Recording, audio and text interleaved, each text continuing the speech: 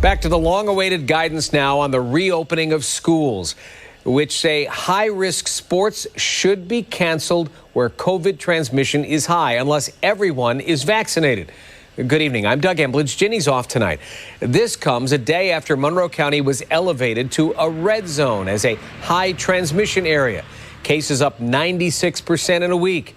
13 WHAM's Tyler Brown reporting tonight that the decision on what to do is left with schools and local health departments. Tyler? Yeah, Doug, this guidance is by no means a requirement. Now it will be up to schools to consult with local health departments to determine the best way to move forward with high-risk sports. Fairport sophomore Shane Vadney got home from football practice today when he learned about the new guidance issued by the state education department that could affect the sport he loves. I was pretty bummed about it. The guidance recommends high-risk sports in parts of the state where COVID transmission is high should be canceled unless everyone involved is vaccinated. And with Monroe County now in that category, Vadney says it leaves him concerned about what the season might look like. Considering the amount of work we put in before actual season starts, and then they tell us that we might not even be able to play. However, the New York State Public High School Athletics Association says it's only a recommendation and that there's no need for athletes and coaches to panic. We have dedicated school administrators throughout the state that are going to be working with their local Department of Health to determine how athletics can be played and how students can participate in a manner that's safe and appropriate. The Monroe County Health Department tells us the guidance is currently under review. Now the power to continue sports safely lies with the districts and local health departments, and Vadney believes it can be done. I'm hoping that they allow us to play football, even if if we had to wear masks, and I'd still I'd do it because I just want to play football for my school.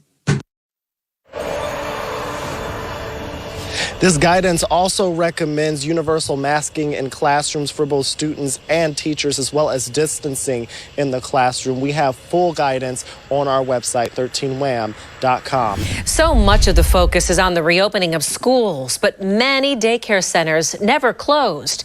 And now they're navigating a new obstacle as the Delta variant spreads and the regular old cold season begins. Daycare drop-off these days for the Webster family is more than a simple goodbye. All right, you're great. Good job. Temperature checks for Lily and Adeline. And yes, even Mom. And we're getting Mommy, too. We ask the questions to the parents and the children if they're old enough, if they've been around anyone who had COVID or are they exhibiting symptoms. Bernice Falone says that masks, which are back at her daycare, and hand washing are working to keep children and staff here COVID-free.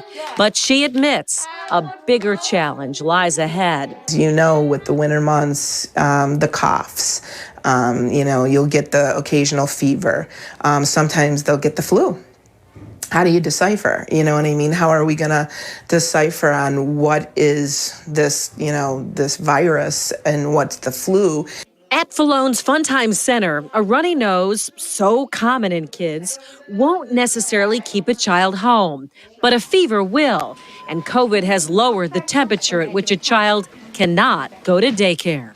This sounds really stressful to be a parent right now. Yeah, I think it's definitely been challenging. For all but 2 months of the pandemic, Amy Webster's daughters have been in daycare. If sickness keeps them home, Webster is one of the luckier parents. We can actually work from our home, which is super helpful. I think it actually used to be more stressful for me having to, when they didn't feel well and not having planned to stay home. For parents of children who cannot work from home, each sniffle and the upcoming cold season bring even more stress than it did before COVID. And many aren't even taking chances with childcare anymore.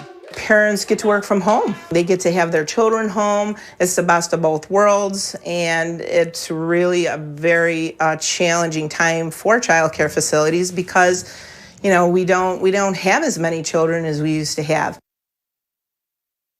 In fact, full loans enrollment is down 50%, and the Census Bureau reports 5% of all working parents say they are not currently working due to pandemic-related reasons. Your piece of history in Rochester is in the process of being reimagined.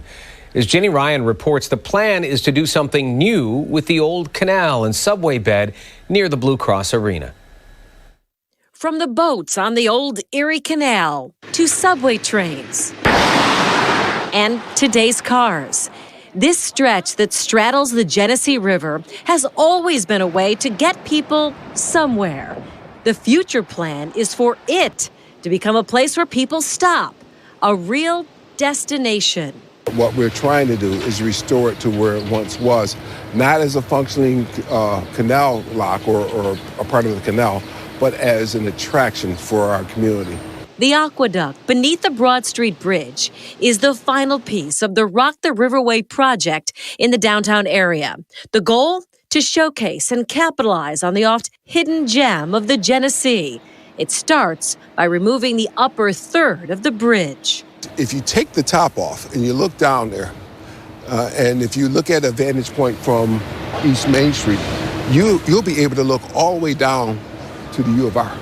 The river is what draws J.J. Wynn to Aqueduct Park every day. He is passionate about what happens here next. Make it shine like a diamond in the sky. This is what Rochester is about, growing. Tear down and rebuild. But don't take the history from it. Leave the history where it stands. You see this as becoming, what, a park or? It's going to be a space that's going to be activated with amenities.